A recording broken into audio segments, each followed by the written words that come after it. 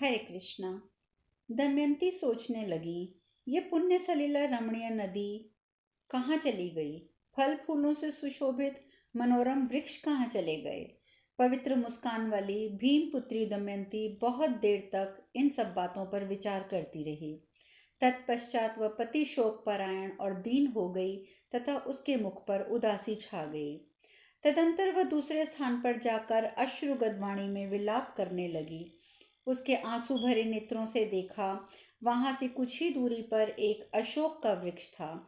दमयंती उसके पास गई। वह तरुवर अशोक फूलों से भरा था। उस वन में पल्लवों से लदा हुआ और पक्षियों के कलरवों से गुंजायमान वह वृक्ष बड़ा मनोरम जान पड़ता था। उसे देखकर वह मन ही मन कहने लगी। अब दमयंती ने अशोक से कहा, प्रियदर्शन अशोक, तुम शीघ्र ही मेरा शोक दूर कर दो। क्या तुमने शोक भय और बाधा से रहित शत्रुदमन राजा नल को देखा है? क्या मेरी प्रियतम दमयंती के प्राण वल्लभ निषद नरेश नल पर तुम्हारी दृष्टि पड़ी है? उन्होंने साड़ी के आधे टुकड़े से शरीर को ढक रखा है। वह बहुत ही सुंदर हैं। वे वीर वर्णल भारी संकट से पीड़ित होकर इस वन में आए हैं। अशोक वृक्ष, तुम ऐसा करो जिससे मैं यहाँ से शोक रहित होकर जाऊं। अशोक उसे कहते हैं जो शोक का नाश करने वाला हो। अतः अशोक, तुम अपने नाम को सत्य एवं सार्थक करो। इस प्रकार शोकार्त करती हुई सुंदरी दमयंती उस अशोक वृक्ष की परिक्रमा करके वहां से अत्यंत भयंकर स्थान की ओर गई। उसने अनेक प्रकार के वृक्ष, अनेक सरिताएं, रमणीय पर्वत, मृग पक्षी, पर्वत की कंदराएं, मध्य भाग और अद्भुत नदियां देखी। पति का अन्वेषण करने वाली दमयंती ने उस समय पूर्वोक्त सभी वस्तुओं को देखा। उस तरह बहुत दूर तक का मार्ग तय कर लेने के बाद पवित्र मुस्कान वाली दमयंती एक बहुत बड़े सार्थ व्यापारियों के दल के समीप पहुंची। उस दल को उसने देखा जो हाथी, घोड़े और रथ से व्याप्त था।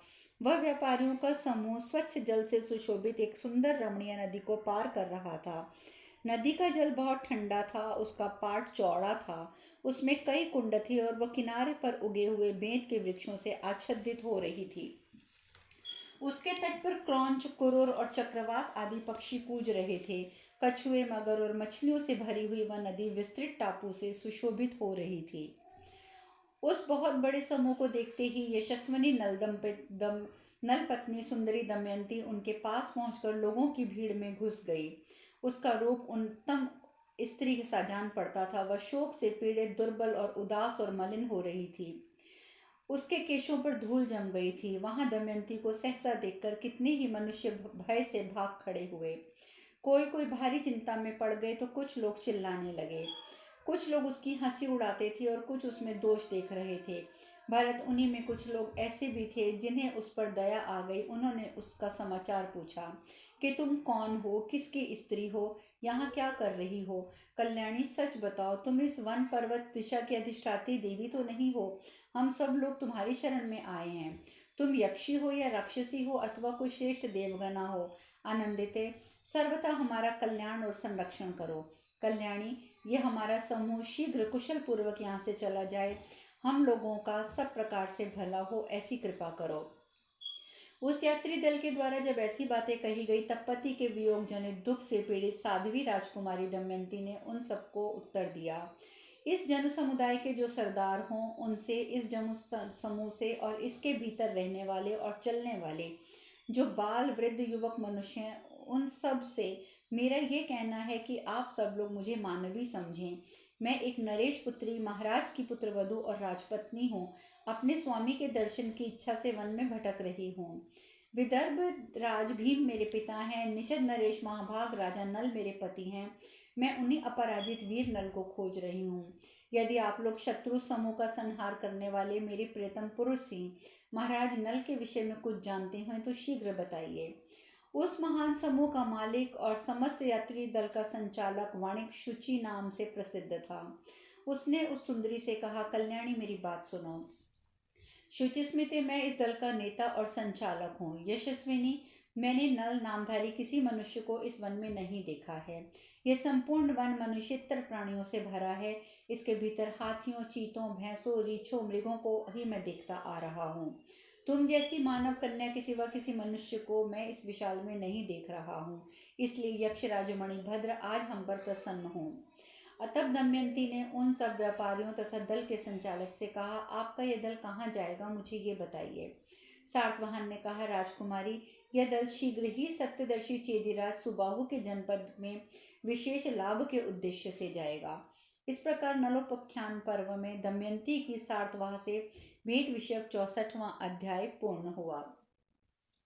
बृहद्रश्व ऋषि आगे मुनि आगे कहते हैं, राजन, दल के संचालन की बात सुनकर निर्दोष सुंदर दमयंती पतिदेव के दर्शन के लिए उत्सुक हो व्यापारियों के साथ यात्रा करने लगी। तदंतर बहुत समय के बाद एक भयंकर विशाल वन में पहुंचकर उन व्यापारियों ने एक महान सरोवर देखा जिसका नाम था पद्म सौंदर्य। वह सब ओर से कल्याण पद प्रदान जान पड़ता था। उस रमणीय सरोवर के पास घास और ईंधन की अधिकता थी। फूल और फल भी प्रचुर मात्रा में उपलब्ध होते थे। तब तालाब पर बहुत से पक्षी निवास करते थे। सरोवर का जल स्वच्छ और स्वाद था। वह देखने में बड़ा ही मनोरम और अत्यंत शीतल था। व्यापारियों के वाहन भी बहुत थक गए थे, इसीलिए सब ने वहीं पड़ाव डालने का विचार किया।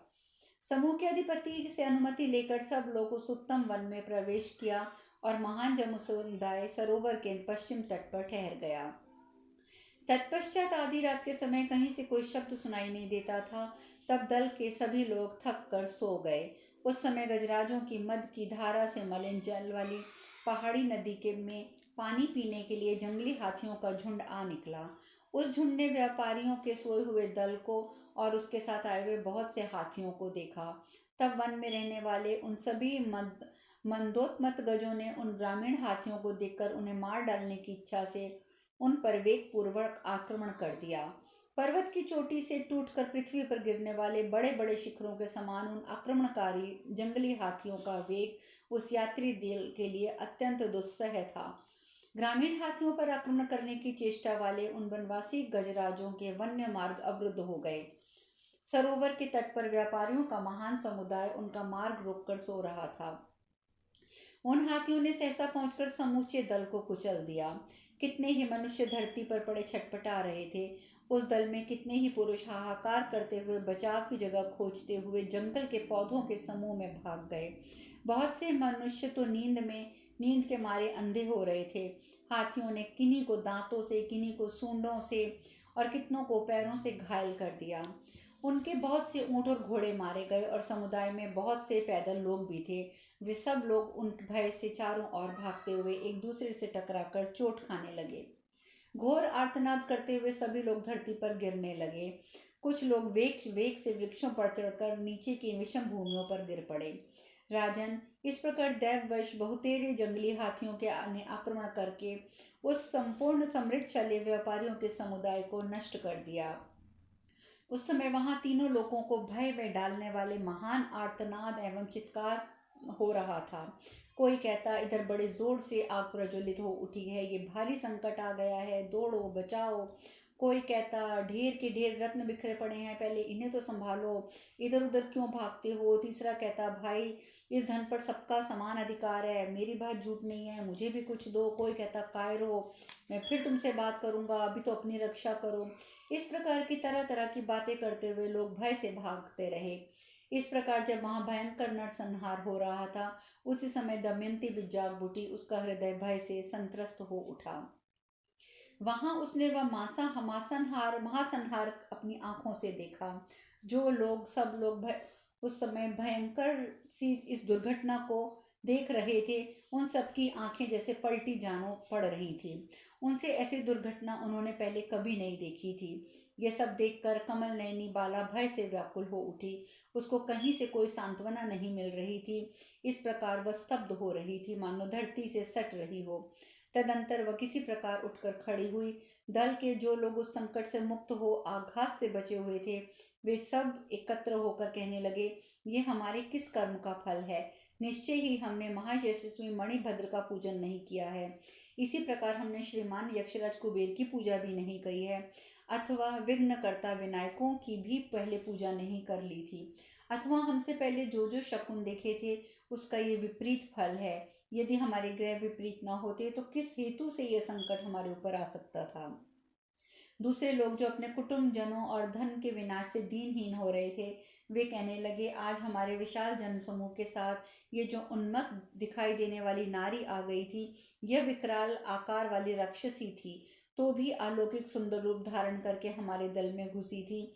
इसी ने पहले से ही अत्यंत भयंकर माया फैला रखी थी। निश्चय ये राक्षसी यक्षी अथवा भयंकर पिशाची थी। इसमें को विचार करने की कोई आवश्यकता नहीं कि सारा पाप पुण्य कृत्य उसी का किया हुआ है। उसने हमें अनेक प्रकार का दुख दिया और प्रायः सारे दल का विनाश कर डाला। वह पापिनी समूचे स्वार्थ के लिए अवश्य ही कृत्य बनकर रह आई थी। यदि उस समय देख लेंगे तो ढेरों के धूल और तिनकों से, लकड़ियों को और मुक्कों से अवश्य मार डालेंगे। उनका यह अत्यंत भयंकर वचन सुनकर दमयंती लज्जा से गड़ गई और भय से व्याकुल हो उठी। उनके पाप पूर्ण संकल्प से संगठित होने की आशंका करके उसी ओर भाग गई जहाँ घना जंगल था। वहां जाकर अपनी इस परिस्थिति पर विचार करके वह विलाप करने लगी। अहो, मुझ पर विधाता का कितना भयंकर और महान कोप है, जिससे मुझे कहीं भी कुशल क्षेम की प्राप्ति नहीं होती है। न जाने हमारे ये किस कर्म का फल है। मैंने मन वाणी क्रिया द्वारा कभी किसी का थोड़ा सा भी अमंगल किया हो, इसकी याद नहीं आती। फिर मेरे ये किस कर्म का फल मुझे मिल रहा है। निश्चय ही ये मेरे किसी दूसरे जन्मों के किए हुए पाप का महान फल प्राप्त हुआ है, जिससे मैं अनंत कष्ट में पड़ गई हूँ। मेरे स्वामी के राज्य का अपहरण हुआ है, उसमें आत्मीय जन से ही पराजित होना पड़ा है। मेरा अपने पतिदेव से वियोग हुआ और अपनी संतानों के दर्शन से ही मैं वंचित हो गई हूँ। इतना ही नहीं, असंख्य सर्प आदि जंतुओं से भरे हुए इस वन में मुझे अनाथ किसी दशा में रहना पड़ता है। तदंतर दूसरा दिन प्रारंभ होने पर मरने से बचे हुए लोग उस स्थान से निकलकर उस विकट संहार के लिए शोक करने लगे। राजन, कोई भाई के लिए दुखी था तो कोई पिता के लिए, किसी के पुत्र का शोक था तो किसी को मित्र का। विदर्भ राजकुमारी दमयंती भी किसके लिए शोक करने लगी थी कि मैंने कौन सा पाप किया है, जिससे इस निर्जन वन में मुझे जो इस समुद्र के समान जन समुदाय प्राप्त हो गया था, वह भी मेरे ही दुर्भाग्य से हाथियों के झुंड द्वारा मारा गया। निश्चय ही मुझे अभी दीर्घ काल तक दुख ही दुख भोगना है। जिसकी मृत्यु का समय नहीं आया है, वह इच्छा होते हुए भी मर नहीं सकता। वृद्ध पुरुषों से मैंने जो उपदेश सुन रखा है, वह ठीक ही जान पड़ता है। तभी तो आज मैं दुखित होने पर भी हाथियों के झुंड से कुचल कर मर ना सकी। मनुष्यों को इस जगत में कोई भी सुख या दुख ऐसा नहीं मिलता जो विधाता का दिया हुआ ना हो। मैंने बचपन से ही मन, वाणी अथवा क्रिया द्वारा ऐसा पाप नहीं किया है जिससे मुझे ये दुख प्राप्त होता। मैं समझती हूँ, स्वयंवर में जो लोकपालगण देवतागण पधारे थे, नल के कारण मैंने उनका तिरस्कार किया था। अवश्य उन्हीं देवताओं के प्रभाव से आज मुझे वियोग का कष्ट प्राप्त हुआ है। इस प्रकार से दुख आतुर हुई सुंदरी पतिव्रता दमयंती उस समय अनेक प्रकार से विलाप एवं प्रलाप करने लगी। नृपश्रेष्ठ तदंतर मरने से बचे हुए वेदों के पारंगत विद्वान ब्राह्मणों के साथ यात्रा करती हुई शरत काल के चंद्रमा की कला के समान वह सुंदरी युवती थोड़े ही समय में संध्या होते होते सत्यदर्शी चेदिराज सुबाहु की राजधानी में जा पहुंची। शरीर में आधी साड़ी को लपेटे हुए उसने उत्तम नगर में प्रवेश किया। वह विहल, दीन और दुर्बल हो रही थी। सिर के बाल खुले हुए थे। उसने स्नान तक नहीं किया था। पुरवासियों ने उस उन्मत्तता की भांति जाते देखा। चेदी नरेश की राजधानी में उसे प्रवेश करते देख बहुत से ग्रामीण बालक कौतूहलवश उसके साथ हो लिए। उनसे घिरी हुई दमयंती राजमहल के समीप पहुंची। उस समय राजमाता ने महल पर से देखा। वह जनसाधारण से घिरी हुई थी। जनमाता ने धाय से कहा, जाओ, इस युवती को मेरे पास ले आओ। इसे लोग तंग कर रहे हैं। यह दुखिनी युवती कोई आश्रय चाहती है। मुझे इसका ऐसा रूप दिखाई देता है जो मेरे घर को प्रकाशित कर देगा। उसका वेश तो उत्तम के समान है, उन्मत्त के समान है, परंतु ये विशाल नेत्रों वाली युवती कल्याणमयी लक्ष्मी के समान जान पड़ती है। धाय ने उन सब लोगों को हटाकर उसे उत्तम राजमहल की अट्टालिका पर चढ़ाकर ले आई। राजन, तत्पश्चात विस्मित हो राजमाता ने दमयंती से पूछा, अहो, तुम इस प्रकार दुख से दबी होने पर भी इतने सुंदर रूप कैसे धारण किए हो? मेघमाला में प्रकाशित होने वाली बिजली की भांति तुम इस दुख में भी कैसी तेजस्विनी दिखाई देती हो। मुझे बताओ, तुम कौन हो, किसकी स्त्री हो। यद्यपि तुम्हारे शरीर पर कोई आभूषण नहीं है, तो भी ये रूप मानव जगत सा नहीं जान पड़ता। देवता किसी दिव्य कांति धारण करने वाली वत्से, तुम असहाय अवस्था में होकर भी लोगों से डरती क्यों नहीं हो। उसकी बात सुनकर भीम कुमारी ने कहा, माता जी, मुझे आप मानव कन्या ही समझिए। मैं अपने पति के चरणों में अनुराग रखने वाली एक नारी हूँ। मेरे अंतपुर में काम करने वाली सनद्री जाति है। मैं सेविका हूँ और जहाँ इच्छा होती है वहीं रहती हूँ। मैं अकेली हूँ, फल मूल खाकर जीवन निर्वाह करती हूँ। जहाँ सांझ होती है वहाँ टिक जाती हूँ। मेरे स्वामी में असंख्य गुण हैं, उनका मेरे प्रति सदा अत्यंत अनुराग है। जैसे छाया राह चलने वाले पथिक के पीछे पीछे चलती है, मैं भी अपने वीर पतिदेव की भक्ति रखकर सदा उन्हीं का अनुसरण करती हूँ। दुर्भाग्यवश एक दिन मेरे पति जुआ खेलने में अत्यंत आसक्त हो गए थे और उसी में अपना सब कुछ हार कर वे वन की ओर चले गए थे। एक वस्त्र धारण किए उन्मत्त और विहल हुए अपने वीर स्वामी को सांत्वना देती हुई मैं भी उनके साथ चली आई थी। और एक दिन वीर स्वामी किसी कारणवश वन में गए थे। उस समय वे भूख से पीड़ित और अनमने हो रहे थे, अतः उन्होंने अपने उस एक वस्त्र को भी कहीं वन में छोड़ दिया। मेरे शरीर पर भी एक ही वस्त्र था। वे नग्न उन्मत्त जैसे अचेत हो रहे थे। उसी दशा में सदा उनका अनुसरण करती हुई अनेक रात्रियों तक मैं सो न सकी। तदंतर बहुत समय के पश्चात एक दिन जब मैं सो गई, उन्होंने मेरी आधी साड़ी फाड़ ली और मुझ निरपराधनी पत्नी को छोड़कर वे कहीं चले गए।